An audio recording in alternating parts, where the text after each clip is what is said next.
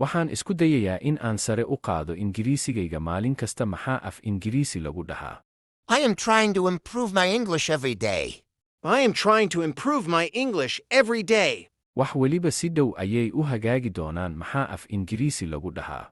Everything will be fine soon. Everything will be fine soon. Xaqiiqdii waan ku raaxaystay fasaxayga maxaa af Ingiriisi lagu dhahaa. I really enjoyed my vacation. I really enjoyed my vacation. Maanta si fiican ma dareemooyo maxaa af Ingiriisi lagu dhahaa. I don't feel well today. I don't feel well today. Gaariga waa in la dhaqo maxaa af Ingiriisi lagu dhahaa. The car needs to be washed. The car needs to be washed. Isbuucan aad baan mashquul u ahay maxaa af Ingiriisi lagu dhahaa. I am very busy this week. I am very busy this week. Iyada maanta iskuulka ma imaan maxaa af Ingiriisi lagu dhahaa. She didn't come to school today. She didn't come to school today. Warkaan wuu iga yaabiyey maxaa af Ingiriisi lagu dhahaa. I was surprised by the news. I was surprised by the news. Si qurux badan ayay u heestaa maxaa af Ingiriisi lagu dhahaa. She sings beautifully. She sings beautifully.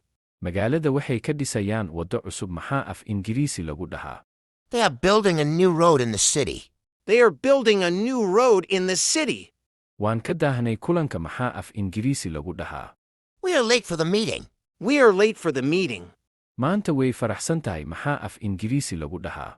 She looks happy today. She looks happy today. Bannaanka roob xoog leh ayaa ka da'aya maxaa af Ingiriisi lagu dhahaa. It's raining heavily outside. It's raining heavily outside. Badanaa lug ayaan ku tagaa iskuulka maxaa af Ingiriisi lagu dhahaa.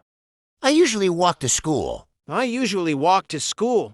Waalidkay waa dad naxariis badan maxaa af Ingiriisi lagu dhahaa. My parents are very kind people. My parents are very kind people. Waxay ka cabsataa eeyaha maxaa af Ingiriisi lagu dhahaa. She's afraid of dogs. She is afraid of dogs. Tareenku wuxuu baxay 10 daqiiqo ka hor maxaa af Ingiriisi lagu dhahaa. The train left 10 minutes ago. The train left 10 minutes ago. Waxaan ku soo noqon doonaa dhowr daqiiqo gudahood. Maxaa af Ingiriisi lagu dhahaa. I'll be back in 5 minutes. I'll be back in 5 minutes. Shaqada kidib aad bay u daashay maxaa af Ingiriisi lagu dhahaa. She was very tired after work. She was very tired after work. Aad ayaan ugu raaxaysanay xafladda maxaa af Ingiriisi lagu dhahaa. We enjoyed the party very much. We enjoyed the party very much. Fadlan si tartiib ah u hadal weli waan baranayaa maxaa af Ingiriisi lagu dhahaa.